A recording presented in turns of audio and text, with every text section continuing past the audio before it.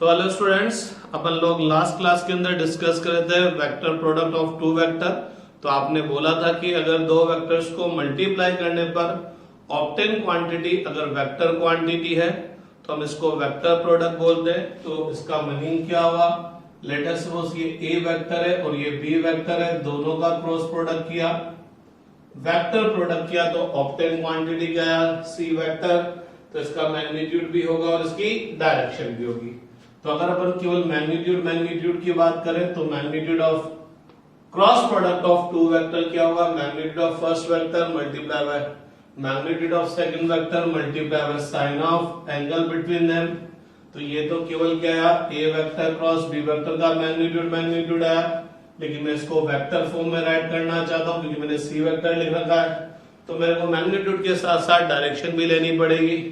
तो A vector cross B vector की direction लेने के लिए मैं एक यूनिट वेक्टर यूज कर रहा हूं एन के, क्योंकि यहां मेरे को ये नहीं पता कि ए vector cross B vector x में जाएगा, वाई में जाएगा कि जेड में जाएगा। इवन इसके अलावा किसी और डायरेक्शन में भी जा सकता है। फॉर एग्जाम्पल ये एक्स है, ये वाई है और ये जेड है, तो A vector cross B vector इधर भी जा सकता है, इधर भी जा सकता है, इधर भी जा सकता है, इधर भी जा सकता है। तो इसकी कोई डेफिनेट डायरेक्शन नहीं है। जब तक कि ए वेक्टर और बी वेक्टर में स्पेसिफाई नहीं कर दूं कि किधर की तरफ है, तब तक अपन इसकी कोई डेफिनेट डायरेक्शन नहीं बोल सकते। इसलिए मैंने यूज किया है एन कैप, क्योंकि अगर ए vector cross B vector x direction में होते तो इसकी डायरेक्शन शो करने के लिए मैं आई कैप यूज करता। अगर ए vector cross B vector y direction में आता तो मैं जे कैप यूज करता, और अगर ए vector cross B vector z direction में आता तो मैं के कैप यूज करता। लेकिन अभी हाल फिलहाल मेरे को नहीं पता a vector cross B vector किधर जाएगा। बस ये जरूर पता है कि ए vector cross B vector a के भी परपेंडिकुलर जाएगा, बी के भी परपेंडिकुलर जाएगा, बोले तो उस प्लेन के परपेंडिकुलर जाएगा जिसमें वे दोनों लाई करते हैं। अब वो प्लेन कौन सा है? एक्स वाई प्लेन है तो जेड डायरेक्शन में जाएगा, वाई जेड प्लेन है तो एक्स में जाएगा, एक्स जेड प्लेन है तो वाई में जाएगा। और अगर कोई प्लेन ना एक्स में ना वाई में, ना एक्स वाई प्लेन है ना वाई जेड प्लेन है ना एक्स जेड प्लेन है, कोई तिरछा प्लेन है, तो ए क्रॉस बी या तो इधर जाएगा या इधर जाएगा। तो अभी हाल फिलहाल अपन कंफर्म नहीं है कि ए क्रॉस बी किधर जाएगा, तो बस अपन ने जरूर लिख दिया कि किधर जाएगा। इसके डायरेक्शन देने के लिए अपन ने क्या यूज कर लिया? N cap. तो अपन को पता है कि ए वेक्टर क्रॉस बी वेक्टर उन दोनों वेक्टर्स के परपेंडिकुलर होगा, बोले तो ए के भी परपेंडिकुलर होगा और बी के भी परपेंडिकुलर होगा, बोले तो उस प्लेन के ही परपेंडिकुलर होगा जिसमें ए वेक्टर और बी वेक्टर दोनों के दोनों लाई करते हैं। और जो डायरेक्शन एन कैप का है वह डायरेक्शन ए क्रॉस बी का है। तो मैं बोल सकता हूं एन कैप ए के भी परपेंडिकुलर, एन कैप बी के भी परपेंडिकुलर और एन कैप उस प्लेन के भी परपेंडिकुलर जिसपे वो दोनों लाई कर रहे हैं। अब अगर आपको ए वेक्टर क्रॉस बी वेक्टर की डायरेक्शन बतानी है या एन कैप की डायरेक्शन बतानी है तो अपन उसके लिए क्या यूज करते हैं भैया? क्या यूज करते हैं? Right hand thumb rule. तो लेट अस सपोज ये ए वेक्टर है और ये बी वेक्टर है। तो अगर मेरे को A vector cross B vector का डायरेक्शन फाइंड आउट करना है तो मैं क्या करूंगा? राइट हैंड के चारों फिंगर्स थंब को परपेंडिकुलर कर दूंगा। जब भी मेरे को वेक्टर प्रोडक्ट की डायरेक्शन फाइंड आउट करनी होगी तो मैं right hand thumb rule use करूंगा। राइट हैंड की चारों फिंगर्स थंब को परपेंडिकुलर कर दूंगा। अब चारों फिंगर्स को प्लेस करूंगा टुवर्ड्स फर्स्ट वेक्टर, क्योंकि मेरे को डायरेक्शन बतानी है ए क्रॉस बी की। तो चारों फिंगर्स को प्लेस करूंगा टुवर्ड्स फर्स्ट वेक्टर, फिर रख के क्या करूंगा? इनको कर्ल करूंगा, मोड़ूंगा towards second vector through the short angle. तो ए की तरफ रख के फिंगर्स मेरे को ऐसे मोड़नी है, तो थोड़ा सा मेरे को दिमाग लगा के इसको रखना पड़ेगा कि मैं ऐसे रखूंगा तभी मेरी ये फिंगर्स बी की तरफ जाएगी। तो मेरा जो थंब होगा वो क्या रिप्रेजेंट करेगा? Direction of their cross product. अपन लोगों ने एक और बात बोला था कि वेक्टर जो प्रोडक्ट है, क्रॉस प्रोडक्ट है, does not law of commutative. तो अपन को पता है कि ए वेक्टर क्रॉस बी वेक्टर और B vector cross A vector equal नहीं होता। दोनों का मैग्नीट्यूड तो सेम आएगा, लेकिन डायरेक्शन क्या आएगी भैया? अपोजिट आएगी। डायरेक्शन अपोजिट आएगी। इस लाइन से मैं एक बहुत गजब की चीज बोल सकता था, A vector cross B vector क्या हुआ? A B sine theta N cap. तो एन कैप इक्वल टू क्या हो गया, A vector cross B vector upon A B sine theta. N cap क्या बोला है, एन कैप एक ऐसा यूनिट वेक्टर है जो इसके भी परपेंडिकुलर है, इसके भी परपेंडिकुलर है, या उस प्लेन के ही परपेंडिकुलर है जिसमें दोनों लाई करते हैं। तो अगर आपको दो वेक्टर्स के परपेंडिकुलर डायरेक्शन में यूनिट वेक्टर चाहिए तो आप क्या कीजिए, दोनों का क्रॉस प्रोडक्ट फाइंड आउट कर लीजिए और उसके मैग्नीट्यूड से डिवाइड कर दीजिए। ए बी साइन थीटा क्या है, A vector cross B vector का मैग्नीट्यूड है, ठीक है। फिर आप लोगों ने बोला था कि cross product of a vector with its कितना होता है, 0, या दो पैरेलल वेक्टर्स का क्रॉस प्रोडक्ट कितना होता है, 0 होता है। फिर अपन ने एक बात बोली थी, cross product of unit vector I cross I, J cross J, K cross के कितना होता है, 0।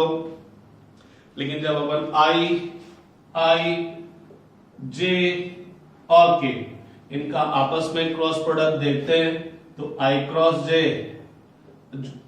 जे क्या होगा, आई के भी परपेंडिकुलर, जे के भी परपेंडिकुलर, आई और जे के परपेंडिकुलर क्या होता है, के, जे क्रॉस के, जे के भी परपेंडिकुलर, के भी परपेंडिकुलर, आई, के क्रॉस आई क्या आएगा, जे।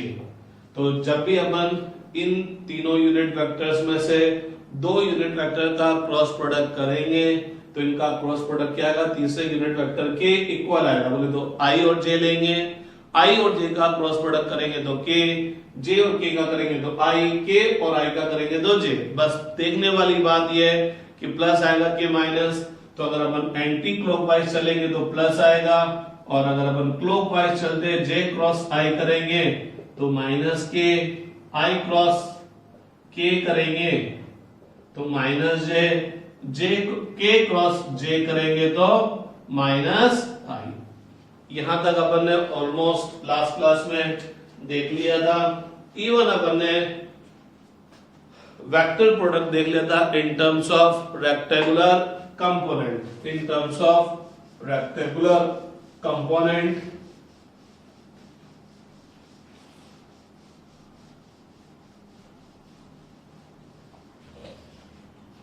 तो अगर आपको वेक्टर गिवन है in terms of their rectangular component, A vector को रिजॉल्व करके दे रखा आपको इसके तीन रेक्टेंगुलर कंपोनेंट में, बी वेक्टर को भी रिजॉल्व करके दे रखा है इनटू इट्स रेक्टेंगुलर कंपोनेंट। और अगर आपको फाइंड आउट करना है A vector cross B vector, तो आप क्या करेंगे, ए वेक्टर को यहां लिख देंगे, बी वेक्टर को लिख देंगे और इनके बीच में क्रॉस प्रोडक्ट फाइंड आउट करेंगे। बोले तो इसको लेंगे, इन सब के साथ क्रॉस प्रोडक्ट करेंगे, इसको लेंगे, इन सब के साथ क्रॉस प्रोडक्ट करेंगे। तो लास्ट में फॉर्मूला क्या आएगा, आई कैप का कोएफिशिएंट क्या आएगा, ए Y B Z minus A Z B Y. J cap का कोएफिशिएंट क्या आएगा भैया, ए Z B X minus A X B Z. K cap का कोएफिशिएंट क्या आएगा, ए X B Y minus A Y B x. लगने में ये फॉर्मूला बहुत लंबा चौड़ा लगता है लेकिन बहुत सिंपल सा काम है। कैसे, अगर आपको आई कैप ए क्रॉस बी देख रहे हैं, ए क्रॉस बी देख रहे हैं, तो आई कैप के कोएफिशिएंट में ए वेक्टर में एक स्टेप आगे चलेंगे ए वाई, फिर इसको मल्टीप्लाई करेंगे बी के अंदर एक स्टेप आगे से बी जेड, माइनस उल्टा हो जाएगा ए जेड बी वाई। फिर जे कैप का कोएफिशिएंट देखेंगे तो जे कैप में ए क्रॉस बी ना, तो ए में चलेंगे एक स्टेप आगे ए जेड, बी में एक स्टेप आगे चलेंगे, यहां कुछ मिला ही नहीं तो पीछे आएंगे तो ए जेड बी एक्स, फिर माइनस उल्टा हो जाएगा ए एक्स बी जेड। फिर प्लस के कैप का कोएफिशिएंट देखना है तो ए में एक स्टेप आगे चलेंगे, कुछ मिला ही नहीं तो ए एक्स, जेड के बाद कुछ नहीं मिला ना तो एक्स में ए एक्स, फिर बी में एक स्टेप आगे चलेंगे बी वाई, उल्टा हो जाएगा minus A Y B X. तो ये फॉर्मूला लगने में बहुत बड़ा लगता है लेकिन है थोड़ा सा सिंपल ही है। लेकिन वेक्टर प्रोडक्ट अगर वेक्टर्स कंपोनेंट के फॉर्म में गिवन है, वेक्टर्स कंपोनेंट के फॉर्म में गिवन है, तो वेक्टर फाइंड आउट करने का एक और मेथड होता है जिसको बोलते हैं डिटरमिनेंट। अब ये डिटर्मिनेंट क्या भला होती है, तो मैथमेटिक्स वाले जो स्टूडेंट्स हैं वो मैथ्स के अंदर पढ़ेंगे मैट्रिक्स एंड डिटर्मिनेंट्स। तो मैं बहुत ज्यादा डिटेल में नहीं जाऊंगा, मैं पहले मैथमेटिक्स पढ़ाते पढ़ाते थक रहा हूं, तो मैं बहुत ज्यादा डिटेल में नहीं जाऊंगा। मैं केवल आपको डिटर्मिनेंट को में एलिमेंट्स कैसे लिखते हैं और उसका वैल्यू कैसे फाइंड आउट करते हैं वो फिजिक्स के लेवल के हिसाब से बताऊंगा। फिर मैथ्स में आप लोग डिटेल के अंदर स्टडी पढ़े करेंगे। तो देखना डिटर्मिनेंट्स क्या होगा, A vector cross B vector find out करना है। तो डिटर्मिनेंट्स के लिए सबसे पहले इस तरह से अपन दो स्ट्रेट लाइन ड्रॉ करेंगे। ध्यान करना इस तरह से ब्रैकेट नहीं बनाएंगे, बिल्कुल स्ट्रेट लाइन ड्रॉ करेंगे। फिर अपन को ए क्रॉस बी करना है, तो यहां लिखेंगे आई cap J cap K cap. ए क्रॉस बी करना है तो आई कैप के नीचे आई कैप का कोएफिशिएंट, जे कैप के नीचे जे कैप का और के कैप के नीचे के कैप का।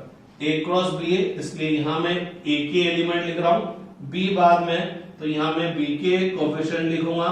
आई कैप का कोएफिशिएंट bx, जे का by और k का bz। मैं गौर फरमाने वाली बात है, b क्रॉस a होता तो bx by bz पहले आते, ax ay az बाद में आते।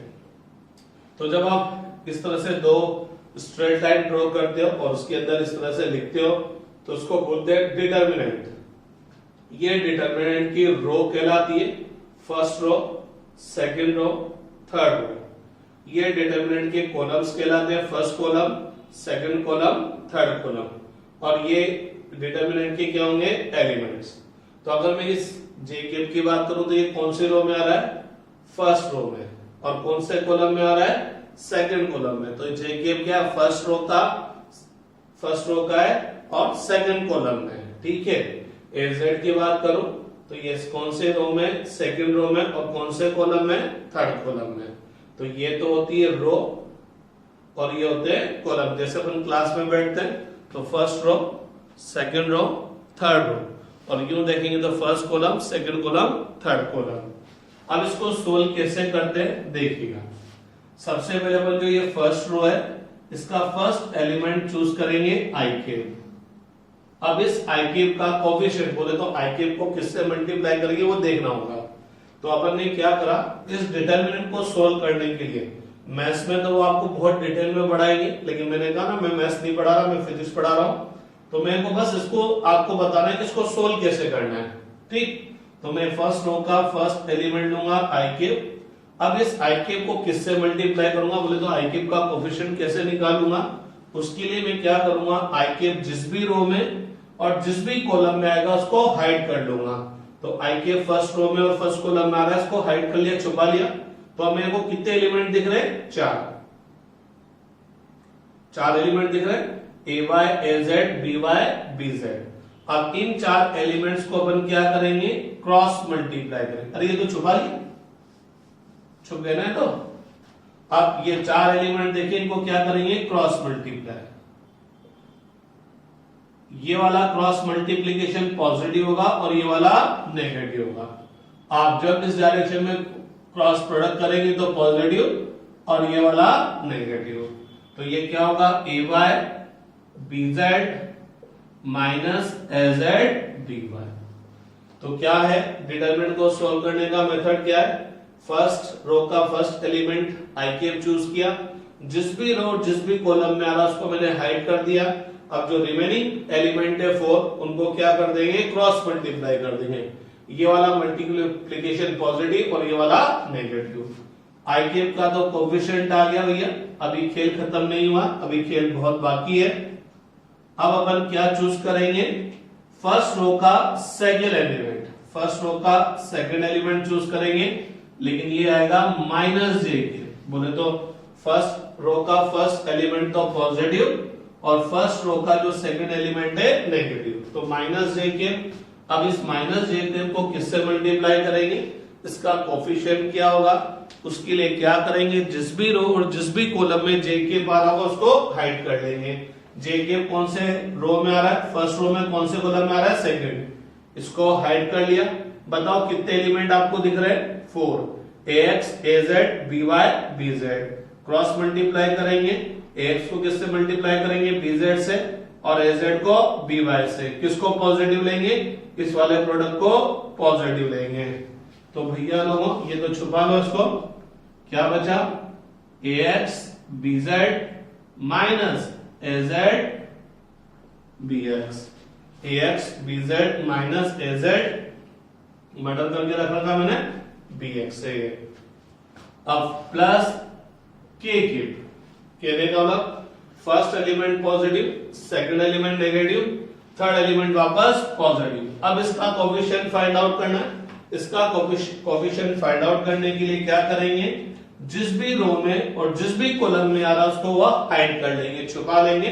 तो कितने एलिमेंट दिख रहे हैं आपको? 4 एलिमेंट दिख रहे हैं, ax ay bx by। क्या करेंगे? इसको क्रॉस मल्टीप्लाई करेंगे, ये वाला मल्टीप्लिकेशन पॉजिटिव, ये वाला नेगेटिव। तो ax by तो positive minus ay bx negative. तो पता लगा ये a vector cross b vector और ये वाला a vector cross b vector दोनों क्या आ गए? इक्वल आ गए। लेकिन कुछ बच्चे बोलेंगे सर यहाँ तो jk पॉजिटिव है, यहाँ jk नेगेटिव है, आएगा दिमाग में। तो भैया इसके ब्रैकेट के अंदर देखो az bx minus ax bz है, यहाँ ब्रैकेट के अंदर देखो ax bz minus az bx है।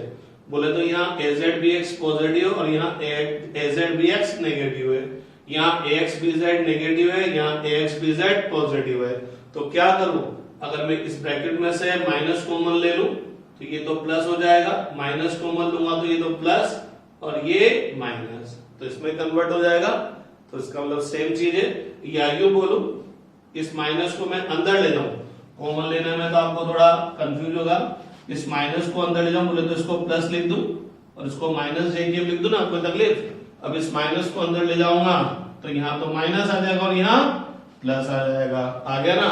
az bx positive minus ax bz negative. तो आपको अगर ये फॉर्मूला डायरेक्ट याद रहता है तो बहुत अच्छी बात, अदरवाइज आप डिटरमिनेंट मेथड से इसको फाइंड आउट कर सकते हैं।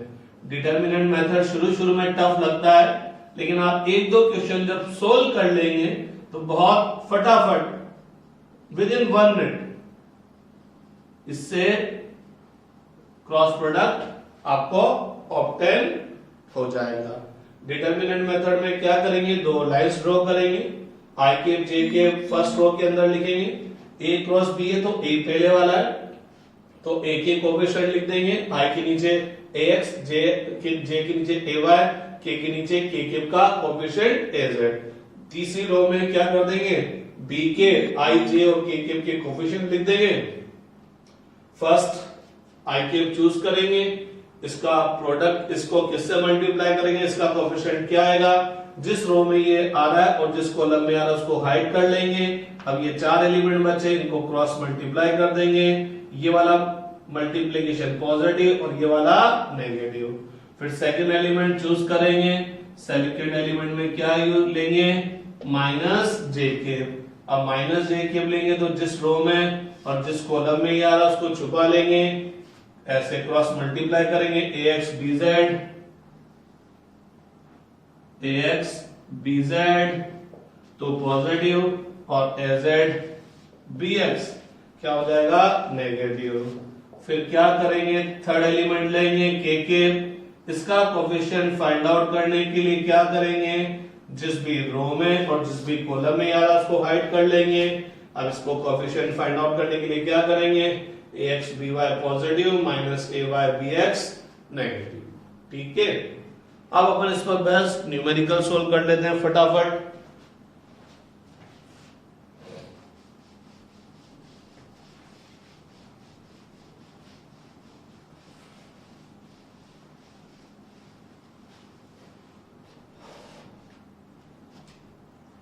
तो फर्स्ट क्वेश्चन है, let us suppose a vector का मैग्नीट्यूड 10, b वेक्टर का magnitude 20, angle between them is 30 degree, find the cross product. तो find the magnitude of cross product. तो मैग्नीट्यूड ऑफ क्रॉस प्रोडक्ट क्या होगा? Magnitude of first vector multiply by magnitude of second vector multiply by sine of angle between them तो 10 multiply by 20 multiply by 30, जो भी आएगा answer आपके पास आ जाएगा। सेकंड क्वेश्चन क्या है, A is eastward, A is in the east direction, B is in vertical upward direction। A तो ईस्ट डायरेक्शन में है और B क्या है, वर्टिकल अपवर्ड डायरेक्शन में। तो what will be the direction of A vector cross B vector. तो A vector cross B vector का डायरेक्शन मेरे को बताना है, तो समझिएगा, ये नॉर्थ है, ये साउथ है, ये नॉर्थ है, ये साउथ है, ये ईस्ट है, ये वेस्ट है। किसी जमाने में मैंने आपको बोला था कि चारों डायरेक्शन एक हॉरिजॉन्टल प्लेन पर होती है।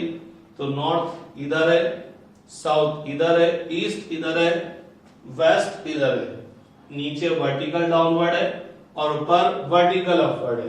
तो गौर फरमाइएगा, ए वेक्टर किधर की तरफ है, टुवर्ड्स ईस्ट, और बी वेक्टर किधर की तरफ है, वर्टिकल अपवर्ड। तो ये ईस्ट डायरेक्शन हो गया और ये वर्टिकल अपवर्ड डायरेक्शन हो गया, ठीक। तो ये ए वेक्टर है और ये मेरा बी वेक्टर है। अब आपको बोला गया find the direction of A vector cross B vector.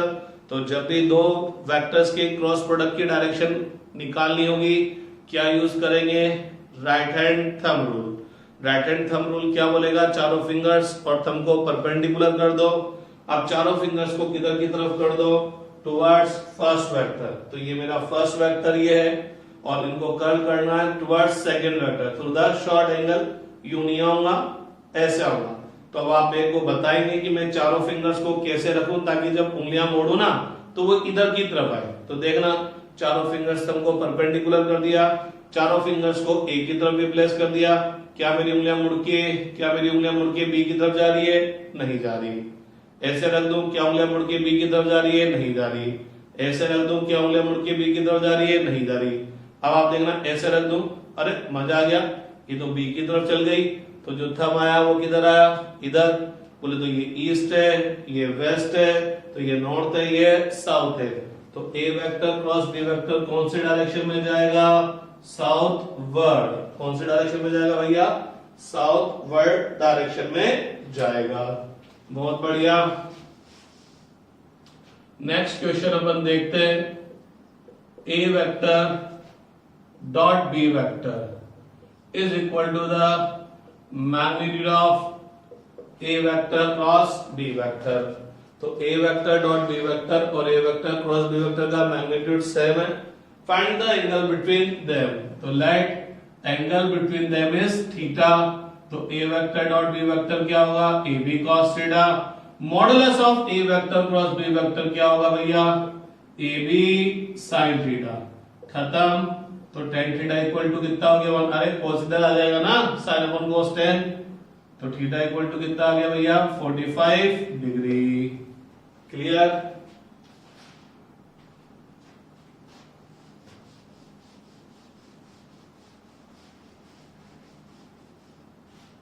अब देखिएगा, आपको बोला गया A vector equal to 2i cap plus 3j cap plus 4k cap.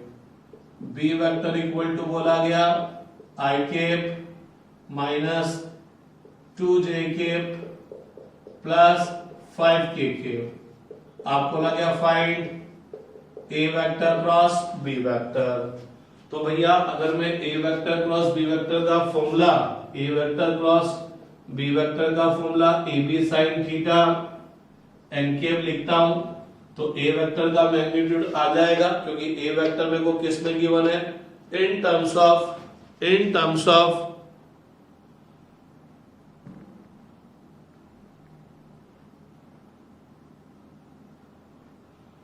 A vector मेरे को किस में गिवन है, in terms of rectangular component. तो मैग्नीट्यूड ऑफ ए वेक्टर क्या होगा, under root 2 square plus 3 square plus 4 square. B vector का magnitude भी मेरे पास आ जाएगा, बी वेक्टर का मैग्नीट्यूड भी मेरे पास आ जाएगा, under root 1 square plus 2 square plus 5 square. ठीक है, लेकिन मेरे पास क्या नहीं आएगा, मेरे पास क्या नहीं आएगा, एंगल बिटवीन देम। तो मेरे को थीटा नहीं पता इनके बीच का एंगल कितना है, तो मैं A vector cross B vector A B sine theta से फाइंड आउट नहीं कर पाऊंगा। तो फिर मैं A vector cross B vector कैसे फाइंड आउट कर पाऊंगा, ए वेक्टर और बी वेक्टर मेरे को रेक्टेंगुलर कंपोनेंट में गिवन है, और जब मेरे को ए वेक्टर और बी वेक्टर रेक्टेंगुलर कंपोनेंट में गिवन है तो मैं डायरेक्ट फॉर्मूला यूज कर सकता हूं, आई कैप का कोफिशिएंट, आई कैप को किससे मल्टीप्लाई करूंगा, फॉर्मूला बोल रहा हूं A vector cross B vector equal to I cap multiply by A Y B Z minus A Z B Y plus J cap A Z B X minus A X B Z plus के cap A X B Y minus A Y B X. अगर आपको ये formula याद रहता है तो अच्छी बात है, नहीं तो आप क्या यूज कर सकते हैं, डिटर्मिनेंट मेथड। और मैं तो चाहूंगा कि आप डिटर्मिनेंट मेथड से ही वेक्टर प्रोडक्ट फाइंड आउट करें अगर आपको इसको रेक्टेंगुलर कंपोनेंट में गिवन है तो क्या है, आई cap J cap K cap, ए वेक्टर के कोफिशिएंट 2, जे कैप का 3, के कैप का 4, बी वेक्टर में 1 -2 5। ठीक, अब अपने आई कैप चूज किया, जिस रो और जिस कॉलम में आ रहा है उसको हाइड कर लिया, इसको इसके साथ मल्टीप्लाई किया तो 3 into 5 माइनस इसको इसके साथ मल्टीप्लाई किया 4 into -2। ठीक है, फिर माइनस जे कैप लेंगे, अब जे कैप जिस भी रो में और कॉलम में आ रहा है उसको हाइड कर लेंगे, तो 2 को मल्टीप्लाई करेंगे 5 से माइनस 4 मल्टीप्लाई बाय 1 प्लस के कैप का कोफिशिएंट क्या होगा, जिस भी रो में और जिस भी कॉलम में के कैप आ रहा होगा हाइड कर लेंगे, तो क्या होगा 2 मल्टीप्लाई बाय -2 माइनस क्या होगा 3 मल्टीप्लाई बाय 1, तो क्या हो जाएगा भैया minus minus plus 8 multiply by 2 sorry 4 multiply by 2 8 plus 15 8 plus 15 शायद 23 होगा, तो 23 आई कैप। चलो मैं ऐसे लिख दूं, A vector cross B vector equal to 23 I cap 10 minus 4 6 बोले तो -6 जे कैप -4 -3 -7 तो -7 के कैप। तो 1 मिनट के अंदर अगर वेक्टर्स रेक्टेंगुलर कंपोनेंट में गिवन है तो 1 मिनट के अंदर अपन उनका क्या फाइंड आउट कर लिया, उनका क्रॉस प्रोडक्ट अपन ने फाइंड आउट कर लिया। ठीक है कि नहीं भैया, क्लियर, रब कर दिया जाए।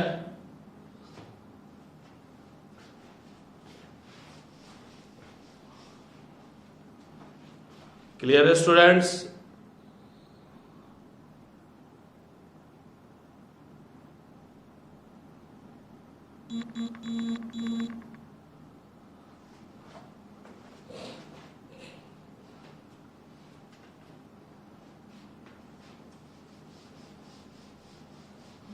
अब अपन इसी पर बस एक और क्वेश्चन करते हैं, बहुत गजब का क्वेश्चन है। A vector equal to A X I cap plus A Y J cap plus A Z K cap, B vector equal to B X I cap plus B Y J cap plus B Z K cap. ठीक है ना, अब आपको बोला A vector and B vector are parallel, दोनों के दोनों parallel है, तो इनके जो कोफिशिएंट है इनके बीच का रिलेशन फाइंड आउट करो। तो अपन ने बोला कि as A vector and B vector are parallel, therefore their cross product will be 0। तो अगर ये दोनों पैरेलल है तो इनका क्रॉस प्रोडक्ट 0 होगा। A vector cross B vector का क्रॉस प्रोडक्ट क्या आएगा, I cap J cap K cap A X A Y A Z B X B Y B Z. और ये जो क्रॉस प्रोडक्ट आएगा इसकी वैल्यू किसके इक्वल आने वाली है, 0 के इक्वल आने वाली है। तो गौर फरमाइएगा, आई कैप लेंगे, कोफिशिएंट फटाफट बता दो, ए Y B Z minus A Z B Y, ये पॉजिटिव और ये नेगेटिव। जे कैप का कोफिशिएंट माइनस जे कैप का ए X B Z minus A Z B X, के कैप का coefficient A X B Y minus A Y B x, ठीक है, A X B Y minus A Y B x. और ये किसके equal होगा, किसके इक्वल होगा, 0 के इक्वल होगा। ठीक है कि नहीं, बात क्लियर। अब आप देखिएगा ये किसके इक्वल है, 0 के। यहां क्या है, आई कैप, यहां क्या है, जे कैप, और यहां क्या है, के कैप। तो एक बात है कि आई कैप वाली टर्म जे कैप से कट नहीं सकती, जे कैप वाली के कैप से कट नहीं सकती। कहना क्या चाह रहा हूं, देखना, A X plus B Y plus C Z equal to 0 है। एबीसी कोई नंबर है, A X plus B Y plus C Z equal to 0 है। अब यहां पर x और यहां पर y है, तो ये तो इससे कट नहीं सकते। हाँ, ए एक्स या यूं बोलो, यूं समझिए, 3x माइनस 3y, तो 3x से 3y तो कट नहीं सकता ना भैया, नहीं कट सकता ना, तो ये आपस में कट नहीं सकते, फिर भी इनका सम 0 है, तो ये आपस में कट नहीं सकते, फिर भी सम 0 है, इसका मतलब ये भी 0 होना चाहिए, ये भी 0 होना चाहिए, ये भी 0 होना चाहिए। अगर x y z 0 नहीं है तो क्या 0 होगा, a 0 होगा, b 0 होगा और c 0 होगा। तो समझिएगा आप क्या कहना चाह रहा हूं, ये इनका सबका सम 0 है, लेकिन यहां आई कैप का कोफिशिएंट है, यहां जे कैप का, यहां के कैप का। अब 5 आई कैप माइनस 5 जे कैप एक दूसरे से कट नहीं सकते, क्या यूं बोलो, 5 आई कैप माइनस 3 जे कैप माइनस 2 के कैप कट जाएंगे क्या, आई कैप 5 आई कैप 3 जे कैप और माइनस 2 के कैप से कट जाएगा क्या, या ये दोनों सिंपल ऐड हो जाएंगे क्या, नहीं होंगे ना। ये ऐड कब होता, जब यहाँ 2 जे कैप होता, तो यहाँ क्या आता, माइनस 5 जे कैप। ये कटता कब, जब ये 5 जे कैप होता तब ये कटता। तो 5 आई कैप 5 जे कैप से नहीं कट सकता, कि ऐसा नहीं कि 5 और यह माइनस 5 है तो कट जाएगा, नहीं भैया, यहाँ आई कैप और यहाँ जे कैप है, तो ये आपस में कट नहीं सकते। फिर भी इनका सम 0 आ रहा है, तो ये 0 तभी आएगा जब ये वाली टर्म भी 0, जब ये वाली टर्म भी 0 और जब ये वाली टर्म भी 0 हो।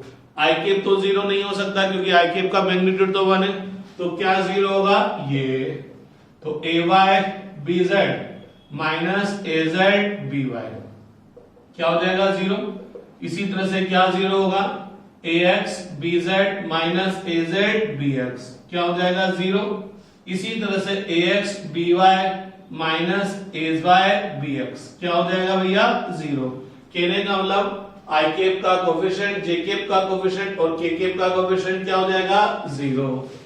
इसको ट्रांसफर करके इधर ये है, A Y B Z equal to A Z B Y, इसको उधर करके ले गए, तो A Y B Z equal to A Z B Y, Y Y वालों को एक साइड कर लेते हैं, बी वाई को उधर फेंक देते हैं नीचे, A Y upon B Y equal to A Z upon B Z, A Y upon B Y equal to A Z upon B Z, यहां से करते तो A X B Z equal to A Z B X, तो क्या हो गया, A X upon B X equal to A Z upon B Z.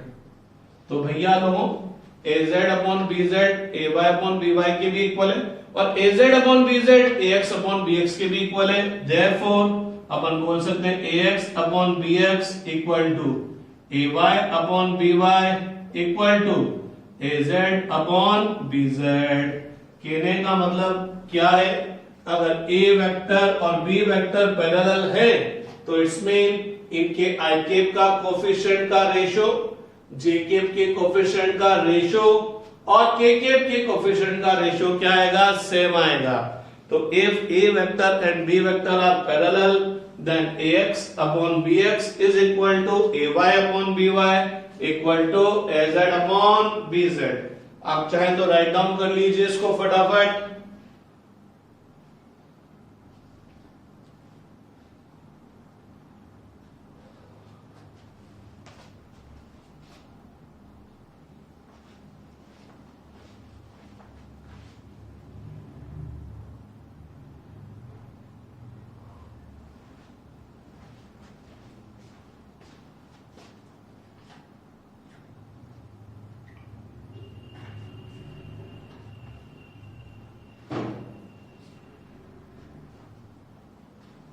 ठीक है साहब,